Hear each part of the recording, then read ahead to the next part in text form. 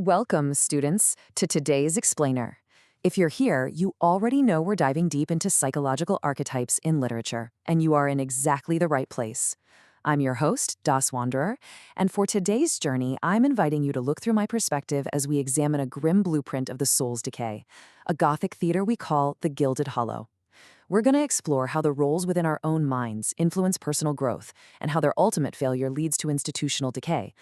All right, let's take a quick look at our syllabus. We'll start with an introduction to the Gilded Hollow, move into the tension between the throne and the web, witness the jester's fatal sabotage, observe the terrifying birth of the Red Judge, and finally, chart a course up the mountain path. Let's get right into it. Section 1. Welcome to the Gilded Hollow. So, as your creative architect today, I want us to map out this psychic structure, going all the way from the suffocating safety of its steps to the glorious ascent of self-overcoming. Take a look at this definition here. The Gilded Hollow isn't just a physical location. It's a direct allegory for the psychodynamic architecture of the soul itself, maybe even your own. It's a mind locked in a brutal tripartite struggle between the id, the ego, and the superego. Think about those moments when you favored a mask of virtue over actual transformation, just to keep the peace. That beautifully and tragically represents the institutional decay that hits when personal growth is violently repressed. When a society or a mind favors that mask over actual growth, well, the whole foundation is basically destined for a catastrophic collapse. Moving on to Section 2, the throne and the web. What is absolutely fascinating about this setup is the stark verticality of the mind. Up top, in the airless heights, we have the High Judge. He represents the superego, desperately clinging to this fragile order. He sits on a throne of rigid legalism, treating the law like an exhibit in a museum of the soul, all to insulate the fearful from the shock of becoming. But down below, right beneath the polished floorboards, that's where the id crouches. Meet Von Nichts, the tarantula. He spins his dark resentment down in the damp dark, fueled by primal, subterranean envy, and a really dark hunger for revenge. And the tarantula is a literal preacher of nothingness. Look at how perfectly the source text captures his web, a patient philosophy designed to connect all souls through the subtle leveling of distinction, ensuring every life remains flat and sterile as a tomb. I mean, wow, he's somehow managed to rebrand a tomb as a virtue. It's an incredible, if totally horrifying, PR spin. The tarantula weaponizes his virtue as a moral shield. He uses this enforced equality of flatness to pathologize the relentless ache of becoming. Suddenly, anyone striving for greatness is labeled a threat to collective peace. Meanwhile, what does the High Judge do? He just looks away. He maintains this complicity of silence, completely refusing to acknowledge the creature in his walls because his own authority is built entirely on anxiety. It's a terrifying realization, students. Because this law refuses the fire of transformation, it accidentally feeds the exact nihilism it tries to suppress. So you know that when these walls finally speak, they won't speak with justice. They are going to speak with raw primal resentment. Which brings us to Section 3, the jester's fatal sabotage. Now, in a healthy psyche, the ego is supposed to balance the id and the superego. But in our Gothic fable here, things go terribly wrong.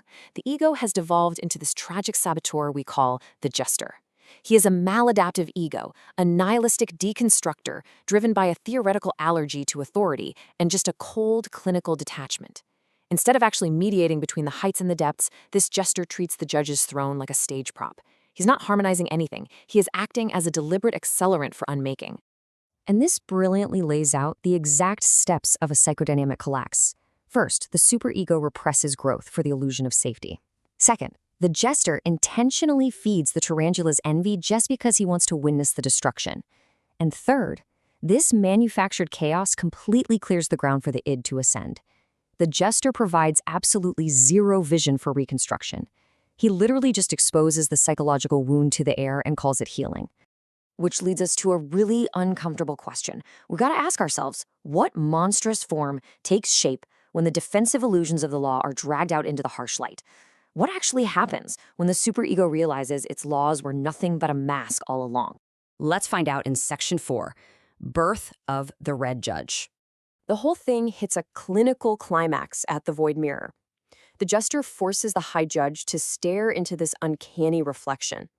It strips away all the ceremonial robes and moral justifications, revealing a raw, unfiltered core of purposelessness. It reveals that the judge's rigid legalism was never ever about justice. Instead, it was a burning desire to punish, a thirst for retribution that he actually shares with the subterranean id. This realization triggers an absolute inferno of nihilism. The gavel and the throne just dissolve into ash, finalizing the complete ego dissolution of the judge. As our source material chillingly puts it, from the ruins of this failed mediation emerges the Red Judge, a skeletal entity representing the catastrophic merger of authority and primal revenge.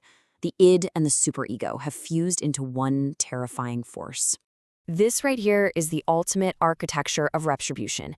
It's the very definition of active nihilism, the pursuit of justice completely swallowed up by a machine of pure retribution existing solely for the thrill of its own descent. This skeletal red judge tosses aside the hollow toy of the gavel and picks up a branding iron. It exists only to mark the world with permanent, silent scars. It's a pretty brutal forensic warning for us all. This is exactly what happens to your own psyche when you choose safety over growth. And finally, Section 5, the mountain path. But listen, we do not have to end up in the ashes. The Red Judge is stuck in a destructive cycle of active nihilism. And the Juster? He just deconstructs, offering you nothing but the void. But I, Das Wanderer, step from the shadows to offer you a completely different route, becoming the creative architect of the self. Because truth alone, like that harsh reflection in the void mirror, isn't enough to liberate the spirit. Illumination actually requires the fire of transformation to fill up that massive cavity left behind by the Juster's sabotage. We have to consciously choose the spirit of becoming. And true justice is found right here in this philosophy. We have to reject the suffocating safety of the dust. We've got to break free from the gray silk of the tarantula's enforced equality of flatness. Instead, let's embrace the glorious inequality of the mountain path. We choose the relentless, uphill struggle to surpass our own limitations. We take all that subterranean envy, and rather than letting it rot into a branding iron, we sublimate it. We throw it right into the fire of transformation to forge ourselves into something so much greater. As we wrap up today's explainer, I want to leave you with this final thought to chew on for your studies of the mind. When the walls of your own psyche inevitably start to speak, will they echo with the cold, dead resentment of the Red Judge, or will they sing with the fire of your own becoming? Are you going to choose the suffocating safety of the dust, or will you forge yourself into something greater on the mountain path? The architecture of your soul is yours to build. Keep learning, keep ascending, and I'll catch you on the next explainer.